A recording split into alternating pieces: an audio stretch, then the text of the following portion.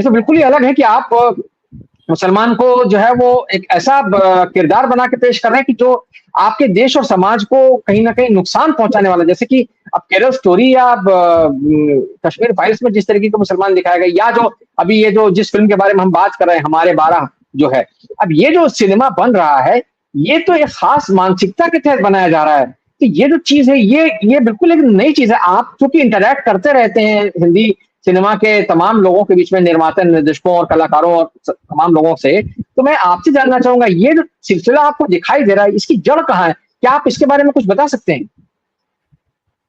जी नमस्कार। और बिल्कुल इस पर बातें की जा सकती है। मैं तो लगातार करता रहा हूँ और इसके लिए बदनाम भी रहा हूँ, ट्रोल भी हुआ है, लोग गालियां देते हैं। आप मेरे फेसबुक पर भी अभी चले जाएं तो भी आपको दिखाई पड़ेगा कि किस तरीके से लोग मुझे ट्रोल करते हैं।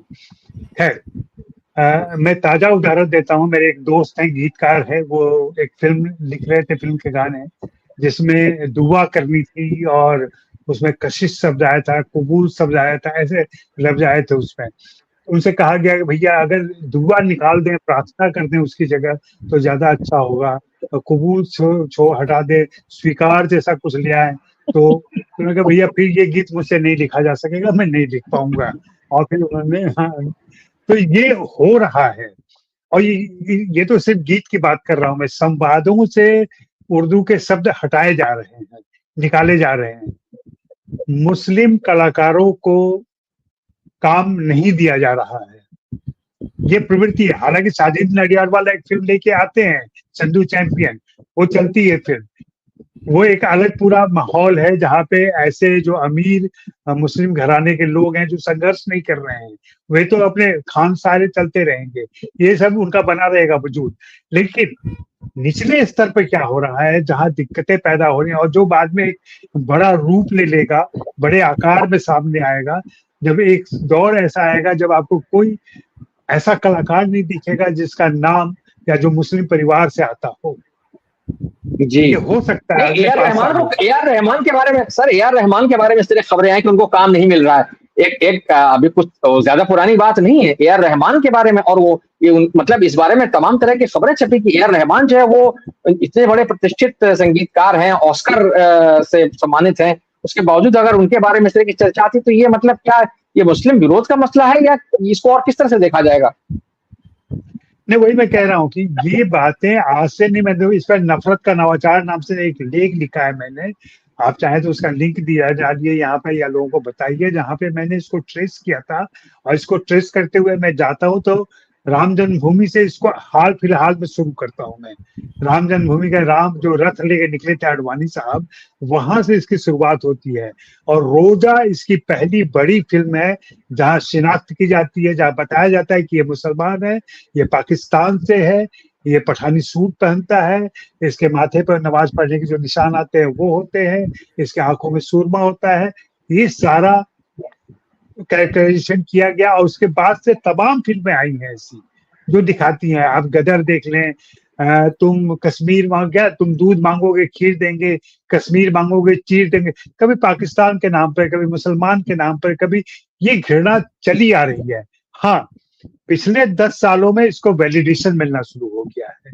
अभी तक ये था कि छिटपुट रूप से चीजें आती थी या दबे ढके रूप से आती थी।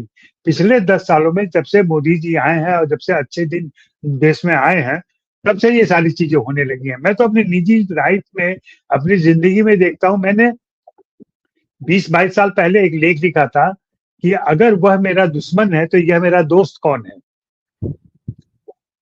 और ये पूरी बात हिंदू मुसलमानों को लेके ही थी। मैंने अपने बचपन के सारे किस्से सुनाते हुए, कैसे मेरा रूममेट एक मुसलमान था, खुर्शीद अनवर, जो दिल्ली में रहते थे, जिन्होंने दुर्भाग्य से सुसाइड कर लिया। उसके बाद से अभी मेरे दामाद मुसलमान हैं। हाँ, तो ये सारा जो अदराइजेशन है उसको मैं तो यकीन नहीं करता, लेकिन मैं ये देख रहा हूँ। आपको ताजा उदाहरण बताऊं, बकरीद आने वाली है, बिल्डिंग में बकरे आ गए हैं, वो एक जगह रखे गए हैं। हमारे कुछ बुजुर्ग मित्र जो हिंदूवादी हैं, वो नीचे उतर नहीं आए हैं टहलने के लिए। क्यों? क्योंकि उनको बकरे की बू आती है। घृणा इस स्तर तक चली गई है और इसको फैलाया जा रहा है। ये जो मोदी जी मंगलसूत्र और तमाम बातें कर रहे थे, वो यूं ही नहीं कर रहे थे। हालांकि उससे उनको बताते हैं कि जहां उन्होंने मंगलसूत्र वाला भाषण दिया था वहीं हार गए। वो भी एक तरीका है, वो भी एक चीज देखनी चाहिए, वो रेफरेंसेस हैं। लेकिन हिंदी फिल्मों में तो लगातार आप इलेक्शन के दरमियान क्या केरला स्टोरी दिखाते हैं, आप करना क्या चाह रहे हैं? और कह सकते हैं कि केरला में जो इनरोड हुआ है इनका, उसके पीछे कहीं ना कहीं इस फिल्म का एक रोल रहा है, इसकी भूमिका रही है। तो वे कहीं कहीं विजयी भी हो रहे हैं, उनके असर दिख रहे हैं समाज में, सिनेमा में, हर जगह दिख रहा है। तभी ये हमारे 12 जैसी फिल्म बनाने की हिम्मत हो पा रही है।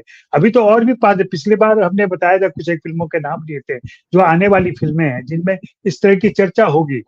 दरअसल कलाकार क्या होता है, कलाकार कई बार तो जानबूझ के ऐसा करते हैं, कई बार कलाकारों की समझदारी ही नहीं रहती है कि वे कर क्या रहे हैं। और ज्यादातर नए कलाकारों के साथ ऐसा हो रहा है कि वे काम पाने की लालसा में कोई भी फिल्म ले लेते हैं और वो समझ नहीं पाते इस फिल्म का इम्पैक्ट क्या होगा और उससे उनका क्या असर पड़ेगा, उनके कैरियर पर क्या असर पड़ेगा।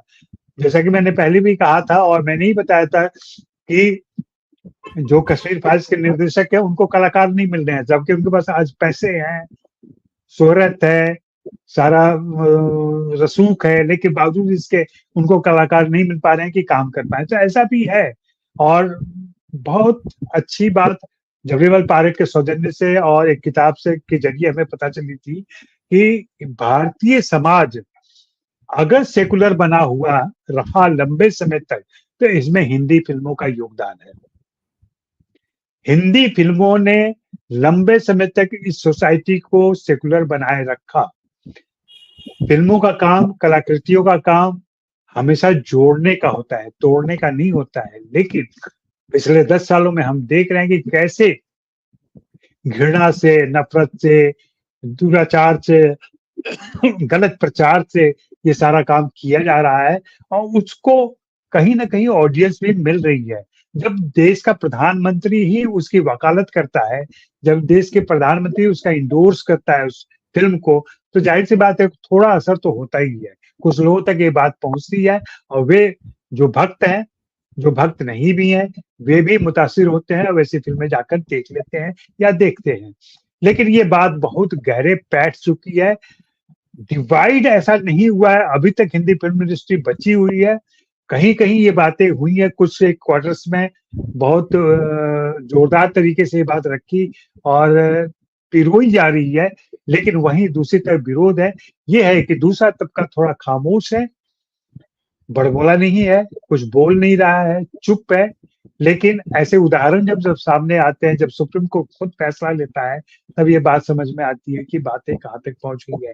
लेकिन यही गुजरात के हाई कोर्ट ने भी जो फैसला लिया है उस पर भी नजर रखनी होगी आपको, जिन्होंने महाराज फिल्म पर बैन कर दिया है। जो एक पुष्टि मार्गी गुरु के खिलाफ जो महाराज ने काम किया था उसको लेकर बनी हुई फिल्म है। ये अलग बात है कि उसमें आमिर खान के बेटे जुनैद काम कर रहे हैं, ये एक छोटी सी मेरे छोटा संयोग हो सकता है, लेकिन मूल उनका विरोध फिल्म की कहानी से है। तो एक तरफ हाई कोर्ट ये भी कर रहा है, सुप्रीम कोर्ट ये भी कर रहा है, दोनों तरह की चीजें हमारे समाज में आ रही है। हमें बहुत सोच समझ के चीजों को देखना, समझना और विश्लेषित करना चाहिए। और कोई भी सुप्रीम कोर्ट के इस फैसले से अब खुश हो सकते हैं कि उन्होंने हमारे 12 पर पाबंदी लगा दी, लेकिन वहीं एक कोर्ट फैसला लेता है कि महाराज पर भी पाबंदी लगेगी, तब हमें सोचना पड़ता है कि ऐसा क्यों हो रहा है। और अजय जी आपके पास आऊंगा संक्षिप्त टिप्पणी के लिए, क्योंकि हमारे कार्यक्रम का समय समाप्त हो रहा है। मैं छोटी सी टिप्पणी आपसे चाहूंगा कि जो मूवमेंट वाली बात पारख साहब ने कही, क्या आपको लगता है इंडस्ट्री के भीतर से ऐसा कोई मूवमेंट संभव है, खासतौर से अब जबकि हम ये बाहर महसूस कर रहे हैं कि उस तरह के प्रोग्रेसिव फिल्म मेकर्स की पीढ़ी जो है, जो पहले जो सक्रिय थी, एक दिखती थी, वो उस तरह के लोग अब ज्यादा दिखते नहीं है। क्या ये कह लीजिए कि शायद उनका उतना प्रोजेक्शन नहीं है? क्या कहेंगे आप? इतना ही मैं कहूंगा कि जब देश के अंदर, समाज के अंदर कोई सामाजिक आंदोलन नहीं है, राजनीतिक आंदोलन नहीं है, तो फिल्म इंडस्ट्री में ऐसे किसी अभियान आंदोलन की उम्मीद आप नहीं कर सकते हैं। जो परिवर्तन हुआ है पूरे समाज में हुआ है और समाज में हुआ है उसका असर फिल्मों में भी है। फिल्म कहीं किसी द्वीप पर नहीं बसा हुआ है, फिल्म इंडस्ट्री इसी समाज में है, इसी समाज के लोग आके वहां काम करते हैं। तो मुझे तो कोई आंदोलन अभियान जैसा नहीं दिखता है। कुछ लाइक माइंडेड लोग होंगे जो प्रोग्रेसिव किस्म के होंगे, जो सेकुलर मिजाज के होंगे, वे लोग पहले भी काम कर रहे थे, अभी भी काम कर रहे हैं, उनको फाइनेंस की दिक्कत है, उनको पैसे नहीं मिल पा रहे हैं। आपको बताऊं कि जो बड़ी कंपनियां हैं जैसे धर्मा प्रोडक्शन है, जियो सिनेमा इतना बड़ा है, वो रिलायंस का पैसा, अंबानी साहब का पैसा है, ये दो बड़ी कंपनियां हैं। इसके अलावा जो इंडिपेंडेंट रूप से लोग आते हैं फिल्में बनाने के लिए, जहां ऐसा साहस कर सकते हैं वो, उनके पास इतनी पूंजी नहीं होती है, न ऐसा प्रचार तंत्र होता है उनके पास। तो अभियान या आंदोलन जैसी बात तो मुमकिन नहीं दिख रही है मुझे फिलहाल। हाँ, अंदर अंदर कुछ एक कुलबुलाहट जरूर है, लोग रास्ता खोज रहे हैं, तरीका खोज रहे हैं। और जैसा कि मैं बहुत पहले कह भी चुका हूँ और कहता रहा हूँ कि जैसे ईरान में या दूसरे तरीके, दूसरे शहर देशों में लोगों ने तकनीक अपनाई, लोगों ने तरीका अपनाया अपनी बात कहने का, उसी पाबंदी के अंदर आज भी ईरान में लोग कह रहे हैं। तो वैसा ही कुछ यहाँ भी होगा, प्रयोग होंगे, पाबंदियां होंगी तो प्रयोग होंगे, और फिर उसके बाद रास्ते निकलेंगे। जी।